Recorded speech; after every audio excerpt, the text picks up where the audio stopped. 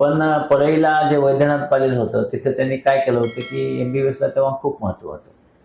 तर 20 मुलांची बॅच केली होती. त्यांना राहायची सोय, जेवायची सोय, पुस्तकाची सोय मोफत होती. आणि मी पाहिला होतो तिथे जी 20 मुलांची लिस्ट होती त्याच्यात माझा पहिलाच नंबर होता. म्हणलं आपलं होऊन जाईल. पण ते जे गुरुजी होते म्हणजे जे प्रोफेसर होते देशपांडे म्हणून, त्यांनी मला एक पुस्तक वाचायला दिलं. त्यात होतं स्टमक. आमचे गुरुजी माके गावामध्ये स्टमच म्हणायचे त्याला आणि प्रोनाउन्सिएशन त्यांचे शिकणारे. आणि मी स्टमच वाचलं. ते म्हणाले गेट आउट. तुम्हाला जर प्रोनाउन्सिएशन येत नाही तुम्ही डॉक्टर कसं होणार? आणि डॉक्टर चव्हाण म्हणून मेडिसिनचे प्रोफेसर होते.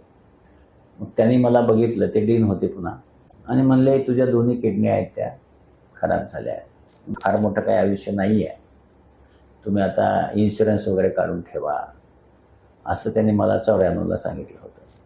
पण पुढे चालून माय तयार झाली किंवा त्यांनी सांगितले की तुम्हाला किडनी बदलणं शक्य आहे आणि घरात सगळेजणच किडनी द्यायला तयार झाले.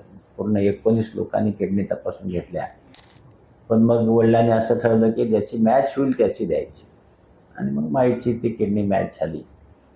आणि मग माईने मला किडनी द्यायचा तो निर्णय घेतला. आणि मॅच झाली 12 फेब्रुवारीला. त्या दिवशी मग तो दिवस मी माझा वाढदिवस म्हणून साजरा करतो. आणि 22 फेब्रुवारी 95ला माईने मला किडनी दिली. नाही चालली तर दुसरी काढ, पण माझा तात्या जगला पाहिजे.